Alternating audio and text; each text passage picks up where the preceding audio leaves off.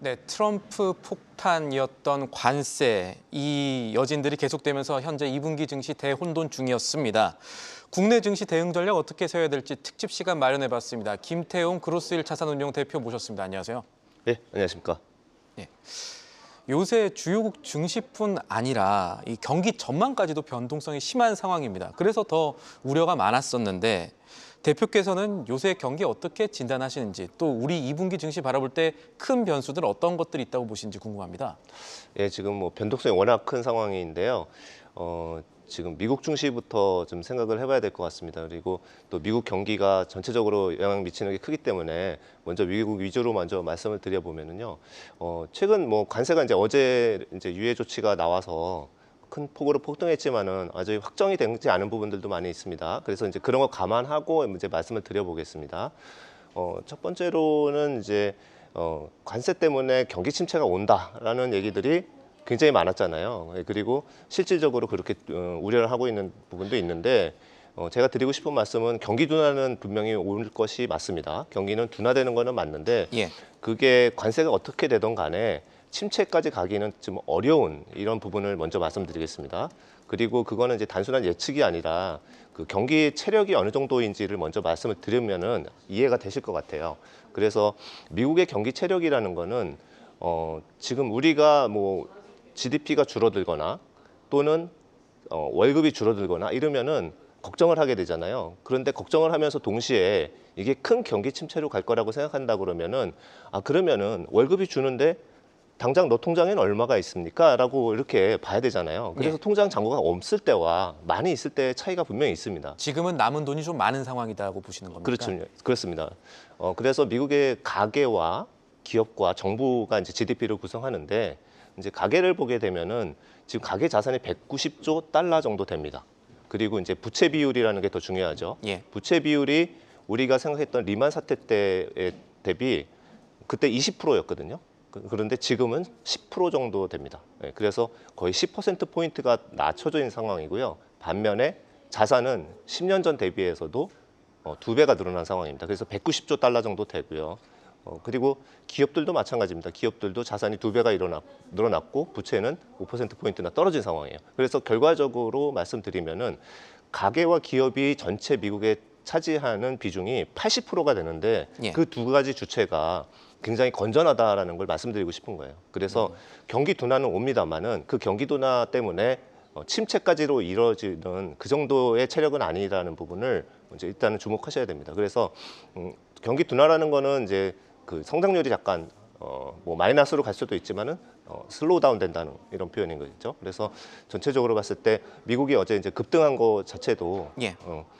제일 두려워했던 거는 이제 관세 때문에 침체 이렇게 망령이 있는 거잖아요. 근데 그 부분이 일부분 해소가 됐기 때문에 급등을 한 릴리프 랠리가 나온 거죠. 알겠습니다. 경기 둔화와 침체는 다르고 지금 상황은 침체보다는 둔화라고 봐야 된다라는 입장이셨고요. 네. 이렇게 중요한 부분들 큰 그림으로 짚어주셨는데 2분기 증시 살펴볼 첫 핵심 변수 역시나 관세겠죠. 간밤에 도널드 트럼프 미국 대통령이 시장이 환호할 만한 큰 발표를 했습니다. 우리나라를 비롯한 70여 개국에 90일 동안 관세를 10%만 적용하는 사실상의 유예 조치를 내린 건데요. 뉴욕에 나가 있는 김종학 특파원과 이 내용부터 짚어보도록 하겠습니다. 김 특파원, 월가에선 지금 상황 어떻게 바라보고 있습니까? 네, 도널드 트럼프 미국 대통령이 전격적인 90일 관세 유예를 발표한 뒤 상황이 180도 바뀌었습니다. 골드만삭스와 아폴로 등 월가 기관들은 일제히 보고서를 수정해 경기 침체 전망을 철회하고 있습니다. 얀 하츠우스 골드만삭스 수석 이코노미스트는 오늘 오전까지만 해도 기본 시나리오로 경기 침체를 내세운 보고서를 공개했는데 트럼프 발언을 반영해 지난주 관점인 침체 확률 45%만 유지했습니다. 다만 얀 하츠우스 수석 이코노미스트는 기존 관세와 10% 최소 관세는 그대로 유지될 것이라면서 추가적으로 25% 관세도 계속 시행될 위험이 남아있다라고 전망을 하고 있습니다. 월가의 아폴로 글로벌을 비롯해 에버코어 ISI의 수석 주식 전략가 줄리언 이메뉴얼도 정책 당국이 문제를 인식하고 있고 이로 인해 심각한 경기 침체 가능성은 일단 제거됐다라고 밝히고 있습니다. 트럼프 대통령은 오늘 오후 트루스 소셜에 글을 올린 지 2시간 만에 기자회견에 나서 시장이 흔들리는 것을 보고 결정했다라고 언급을 하고 있습니다. 관세 발효 시점이었던 오늘 새벽부터 이어서 미 10년 만기 국채 금리 등 장기 금리가 뛰면서 시장 불안이 확산했는데 트럼프는 이를 지켜보고 있었다고도 말을 했습니다. 이 트럼프 행정부는 이번 상호 관세가 중국을 겨냥한 점을 분명히 하고 있습니다. 트럼프 대통령은 중국산 수입품에 125%의 관세를 부과한 뒤 시진핑 중국 국가주석을 향해 협상을 하고 싶다라는 의사를 계속해서 표현을 하고 있습니다. 이번 관세 발표부터 전격 보류 결정까지 일주일간의 사태에 대해 스콧 베센트 미 재무장관은 협상 전략이라고 말을 하고 있는데요. 베센트 재무장관은 이날 오전에서 나온 인터뷰에서도 중국이 위안화 평가 절하로 이번 사태를 무마한다면 전 세계에 세금을 부과하는 것과 마찬가지라는 말과 함께 협상을 역시 해야 된다라는 압박을 넣고 있습니다. 오늘 스콧 베센트 재무장관과 월가 도이치뱅크 등은 시장 충격이 만일 일어난다면 결국 연준이 나설 것으로 전망했지만 연준은 트럼프 행정부의 정책이 명확해질 때까지 기다릴 계획인 것으로 나타났습니다. 이날 시장 폭등과 트럼프 발언으로 큰 주목을 받지 못했지만 지난 3월 연방공개시장위원회 회의록에 이러한 내용이 담겨 있습니다. 연준은 3월 회의 당시 대다수 참가자들이 인플레이션 리스크는 상방, 고용 리스크는 하방으로 기울고 있다고 진단을 한 내용을 담고 있습니다. 그러면서 일부 위원들이 예정된 관세 인상 규모가 기업들의 예상보다 훨씬 컸다고 봤고 기업들이 이를 소비자들에게 전가하려는 움직임도 있었다라고 전하고 있습니다. 연준의 일부 위원들이 인플레이션 지속에 따라서 어려운 정책 선택에 직면할 수 있다라는 우려도 함께 공유한 사실도 공개했습니다. 시장이 고강도 관세로 인한 공포를 덜어낸 가운데 한국 시간으로 오늘 밤 공개되는 미국의 3월 소비자 물가지수가 이번 주에 남은 고비가 될 전망입니다. 지금까지 뉴욕에서 전해드렸습니다. 네, 이렇게 관세 발효 관련 현지 반응과 함께 분석 짚어봤는데 이어서 미중 관세 전쟁 일지 심수영 캐스터가 준비했습니다. 최근 증시를 움직인 건 관세라는 단어 하나라 해도 과언이 아닐 텐데요. 강행하나 했더니 오늘 새벽까지 반전에 반전을 거듭하며 한 치 앞을 예상하기 힘들게 하고 있습니다. 많은 국가들이 연루돼 있지만 결국 주목해봐야 할 건 중국과 미국의 대치 상황인데요. 협상의 여지를 남겨놓은 다른 국가들과 달리 중국은 이번 사태에 대해 아예 전면전을 준비하는 모습을 보여줬습니다. 시진핑 중국 주석은 주변국 외교를 다루는 최고 레벨의 회의를 소집해 직접 관세 전쟁을 챙기겠다는 의지를 보여줬고요. 중국 상무부 담화에서는 관세와 관련해 끝까지 간다는 표현이 나왔을 정도입니다. 트럼프도 중국을 상대로는 계속해서 강경 대응만 되풀이하고 있습니다. 백악관에서는 보복 조치는 중국의 실수라고 언급하며 관세를 104%로 올리더니 오늘 새벽엔 125%까지 높였는데요. 하지만 되돌아보면 처음부터 시장이 이러한 상황을 예상할 수 있었던 건 아닙니다.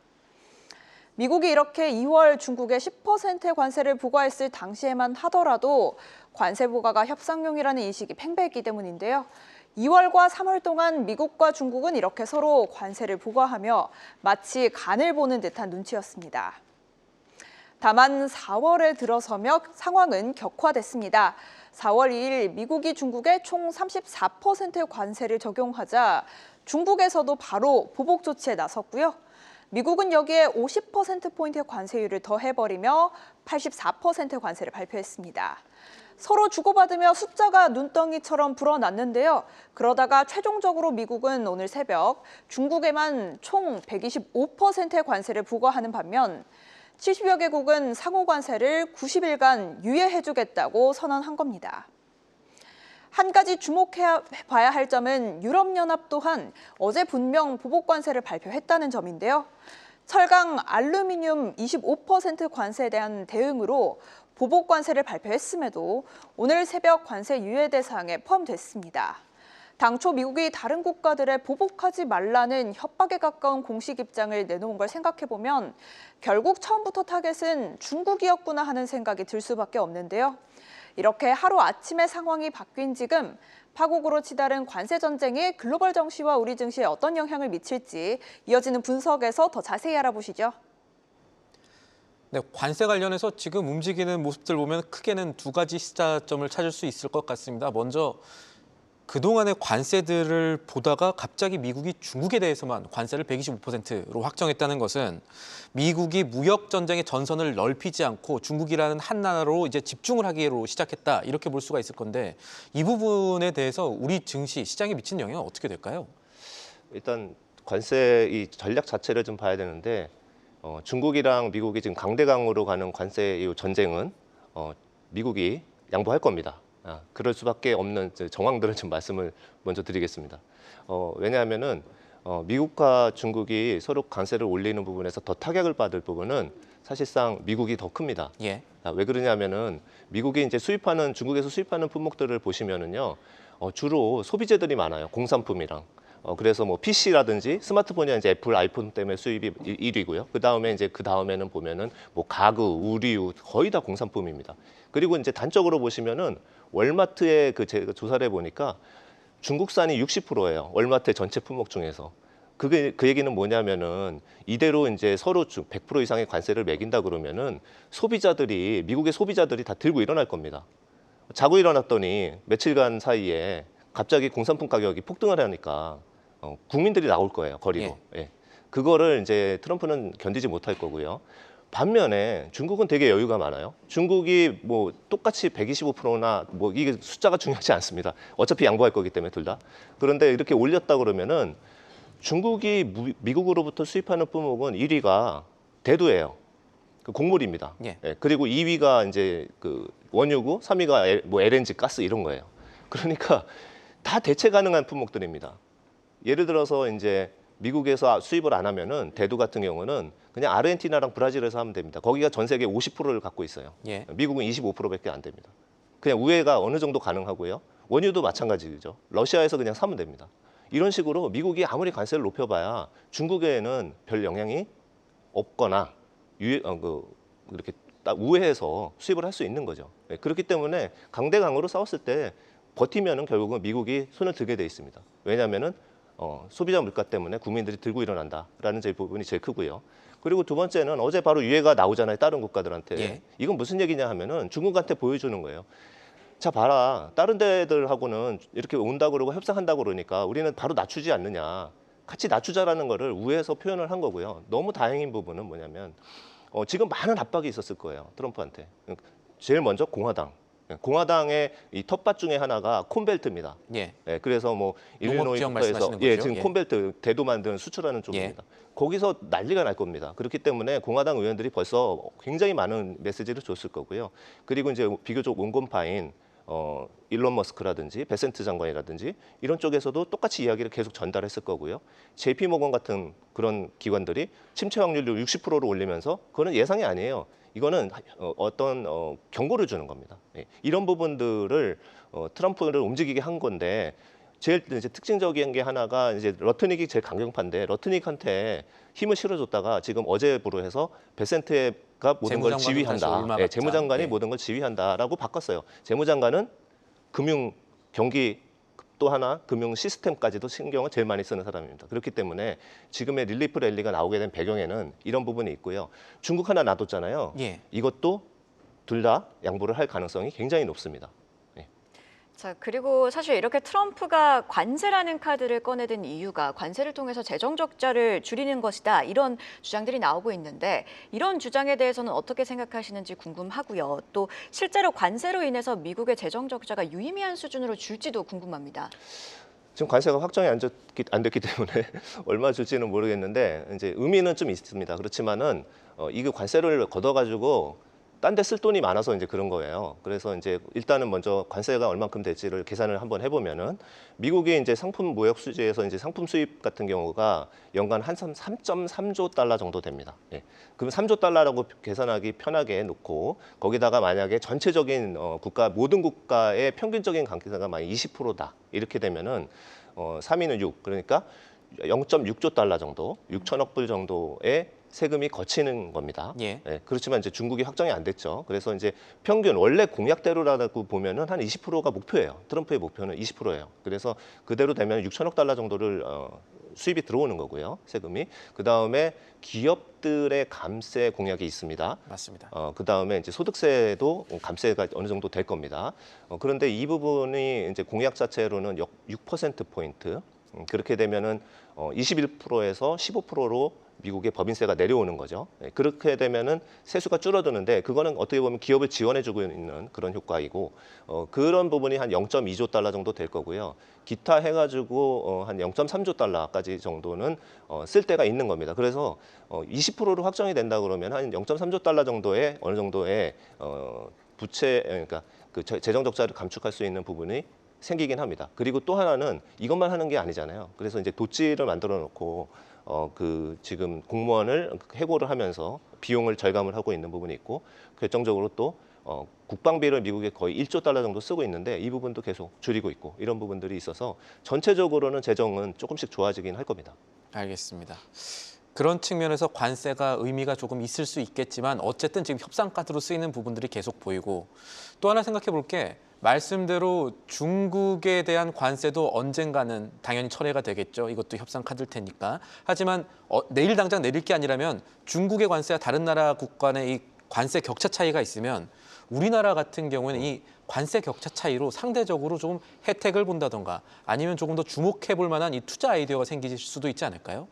그렇죠. 이제 우리나라에서 미국으로 이제 수출하는 품목 중에서 중국이랑 경쟁하는 품목들은 이제 상대적으로 유리해지겠죠. 예. 그래서 이제 그런 품목들이 있는데 좀 애석하게도 실질적으로 이제 중국은 저가 공산품을 많이 수출을 하고 있고 그렇기 때문에 한국이랑 많이 겹치는 부분은 크지 않습니다. 그리고 첨단 산업, 예를 들어서 뭐 스마트폰이라든지 아니면은 뭐 다른 부분들 있잖아요. 그 AI 관련한 이제 뭐 디램이라든지 뭐 이런 것들은 중국이랑 경쟁을 안 하고 이제 중국을 다 막아놨기 때문에 예. 그래서 이제 한국에서는 중국 때문에 반사 수혜를 본다기보다는 그냥 전체적으로 관세가 있더라도 한국이 잘하는 품목들이 있습니다. 이제 그런 부분들을 좀 봐야 될 것 같고요.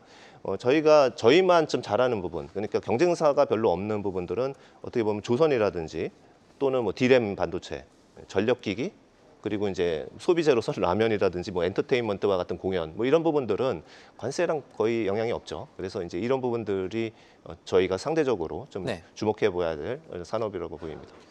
이어지는 추가 질문 하나 더 드리겠습니다. 이게 상호 관세가 낮아졌다는 것의 반대편에 생각해야 될 게 미국 정부가 자동차 그리고 철강, 알루미늄에 부과했던 품목 관세 25%는 유지를 하겠다는 것이거든요. 그렇다면 투자 심리 측면에서 우리 자동차 또 철강 이쪽에 있었던 돈들이 그 아까 말씀하셨던 관세 상대적으로 영향을 덜 받거나 좋을 수 있는 부분으로 이동하는 흐름도 있을까요?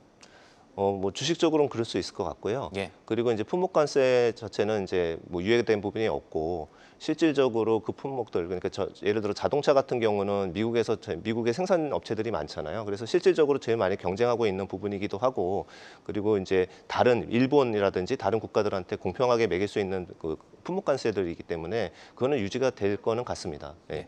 그렇지만은 어느 정도 우리 현대차가 이제 미국에 굉장히 큰 공장을 또 투자를 하고 현대제철도 들어가고 이런 부분들이 아마 정상 참작은 될 것 같아요. 그렇지만은 지금 뭐 얼만큼 내린다 이런 부분은 없기 때문에 이렇게 정리하면 될 것 같아요. 미국이랑 경쟁이 굉장히 심한 부분들은 미국산을 살 수 있게끔 정부가 얘기를 하는 거고 그리고 이게 관세를 다 유예해주고 하면은 아무 효과가 없잖아요. 그냥 그렇습니다. 협박만 하고 블러핑만 했다라고 이제 비난을 받을 테니까 유지하는 부분들은 관세를 얻을 부분들은 미국에서 이제 우리나라가 자동차도 수출 품목이 굉장히 크거든요. 순위 안에 들어가거든요. 그렇기 때문에 그런 부분들을 어느 정도 억제하고 또한 이렇게 발표를 하다 보니까 이제 많은 국가들이 공장을 미국에 짓겠다라는 그런 이제 정책들이 나오잖아요. 이제 그걸 제일 노리는 거죠. 예. 자, 이렇게 품목별 관세 영향까지 짚어봤는데요. 이제는 협상의 시간입니다. 아무래도 계속 협상을 하는 과정 통해서 주고받고를 계속하게 될 텐데 어제 우리 시장에서는 LNG 관련주들이 미리 움직였습니다. 이렇게 LNG처럼 움직일 만한 섹터들이 있을까요? LNG 수입이 늘면은 이제 직접적인 수혜는 사실 뭐 강관도 있고 뭐 여러 가지가 뭐 밸브부터 이제 소재 뭐 LNG 선이죠. 그래서 이런 쪽들은 이제 직접적인 수혜가 있는 건 맞습니다. 그래서 저희가 볼 때는 기관 입장에서는 이제 그 LNG선을 건조하는 이러한 조선업체, 뭐 삼성중공업이라든지 뭐 하나오션이라든지 이런 회사들이 수혜를 받는 거는 맞아요. 그리고 실제 오더로 잡히고 있습니다. 그래서 그런 쪽은 정확하게 수혜가 되는데 그렇지 않고 너무 확산해서 보는 그런 부분들은 좀 아직은 조심스럽습니다. 왜냐하면은 아직 어느 정도 LNG를 수입해야 될지 그리고 터미널을 지어야 될지 이런 부분들은 지금 먼 뒤에 얘기거든요. 그래서 직접적인 수혜는 이제 저는 조선 쪽으로만 한정을 하고 있습니다. 네, 이렇게 첫 번째 변수인 관세 이슈 자세히 짚어봤는데요. 두 번째 이슈는 바로 환율이죠. 환율 점검에 앞서 환율 상황 심수영 캐스터와 함께 확인해 보고 오시죠. 관세 불확실성 속 환율이 급등하며 우리 증시의 새로운 변수로 부상하고 있습니다. 어제는 곧 심리적 마지노선인 1,500원마저 넘을 수 있다는 우려 섞인 목소리가 나왔을 정도인데요. 그렇다면 현재 환율은 얼마나 심각한 수준인 걸까요? 어제 종가를 기준으로 원달러 환율은 1,484원 선에 달했는데요. 이는 지난 2009년 미국발 금융위기 이후 최고치입니다. 전문가들은 추가 약세 압력에 놓인 위안화와 연동이 높다는 원화의 특성을 고려하면 당분간 환율이 급하게 내려오긴 힘들 것이라 전망하는데요. 그럼에도 미래를 대비하기 위해서는 과거를 짚어보는 게 중요하겠죠. 트럼프 1기 출범 직후 1년의 환율 추이와 현재 환율 추이를 비교해보면요. 우선 트럼프가 당선된 시점부터 취임하기 전까지 환율은 급등하는 흐름을 보여왔습니다. 특히 취임을 앞두고 있던 2017년 1월에는 변동성이 매우 심했고요. 2월부터 9월까지는 여러 이벤트로 달러가 1,110원에서 1,160원 사이의 범위에서 등락을 반복해왔지만요. 10월부터 기조적으로 달러 하락세가 자리 잡으며 2017년 말에는 1년 종가 최저치를 찍었습니다. 그렇다면 트럼프 2기인 지금은 어떨까요? 한눈에 봐도 초반에 급등하는 양상 자체는 비슷해 보이는데요. 당시보다 원화 가치가 200원 이상 절하되긴 했지만 당선 이후 취임 전까지 계속해서 가격을 키워온 점이 확인됩니다. 예단할 수는 없지만 비슷한 패턴이 나와준다면 당분간은 변동성을 보이다 연말에 추세적인 하락을 기대해 볼 수 있는 상황일 텐데요. 그렇다면 우선은 당분간 어떤 업종 살펴봐야 할까요? 증권가에서 바라본 고환율 수혜 업종 짚어보면요. 우선 대신증권에서는 엔터주를 주목했습니다. 낮은 관세 위협이 주는 안정감에 고환율 환경에 따른 수혜, 실적 턴어라운드에 대한 기대감, 삼박자가 맞아떨어지며 우상향하는 중이라 설명했고요. 지난해 1에서 3분기 전체 수주량 중 96%가 해외 수출 물량일 만큼 수출 비중이 큰 조선주, 계약 후 대금의 상당량이 선박 인도 시점에 달러로 결제되는 만큼 증권가에서 꼽는 대표적인 고환율 수혜 업종입니다. 한편 꽤 최근까지도 증권가에서는 수출 비중이 높은 자동차를 비롯해 반도체, 음식료 등을 고환율 수혜 업종으로 거론해왔지만요. 해당 업종들의 경우 환율이 오르는 게 지금은 꼭 유리한 상황이 아닐 수 있다는 점 참고하셔야 할 것 같습니다. 일반적으로 환율이 올라가게 되면 수출이 증가해야 하지만 지금은 수출이 증가하기보다 수출됐을 때 원화 환산 이익만 높아져 우리 기업에 좋지 않게 작용할 가능성이 있기 때문인데요. 더 자세한 전망 이어지는 분석에서 살펴봅니다. 네, 오늘 야간 시장 환율이 주간 거래 대비 급락을 했습니다. 관세 정책 반영한 부분이겠죠. 그래도 여전히 달러당 1,470원대 환율은 우리 증시의 불안 요인이 될 겁니다. 그래서 2분기 환율이 어떻게 움직일까가 우리 증시에 굉장히 중요한 요인일 텐데 전망은 워낙 불확실하니까 이렇게 여쭤보겠습니다. 대표님, 2분기의 환율을 생각할 때 염두에 둬야 될 주요 변수는 무엇이 있겠습니까? 네, 좋은 질문이십니다. 고민을 해봤는데 중국 환율 정책이 제일 중요한 것 같습니다. 예. 중국의 정책이 왜 중요할까요? 예, 저희가 이 과거에 트럼프 일기 때 이런 관세 위협이 있었을 때 중국의 위안화가 어떻게 움직였는지를 좀 살펴보니까요. 예. 원래 트럼프 일기 시작할 때에 6.2 달러당 6.2 위안이 6.9 위안까지 갔었습니다. 그러니까 한 10% 정도의 그 절하가 이뤄졌죠. 그래서 어떻게 보면은 두 가지인 거죠. 이제 중국이 영향을 받으니까 중국 경기가 나쁠 거다라는 우려도 있지만은 사실상은 중국 정부가 고시 환율을 내고 어느 정도 이제 환율 조작국처럼 이렇게 어느 정도의 컨트롤이 가능한 나라이기 때문에 실질적으로 관세 부담을 갖다가 위안화 약세로 해서 중화시키는 이런 모습을 보인 거죠. 그래서 지금도 그런 정책이 나올 가능성이 꽤 있습니다. 그런데 아직 중국 관세가 아직 협상이 안 끝났기 때문에 예. 어느 정도 속도인지는 저희도 모르겠습니다만 지금도 이제 고시 환율이 점점점 해서 지금 위안화가 최대 역사적으로 제일 낮은 수준까지 내려와 있어요.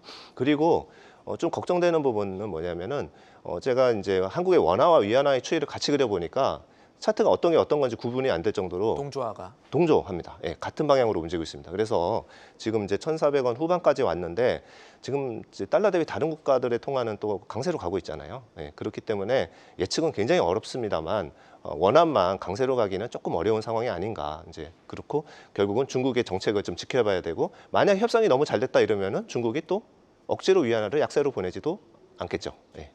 중국 정책을 주시할 필요가 있다고 강조를 해주셨는데요. 최근 몇 주의 환율 흐름을 좀 복기를 해보면요.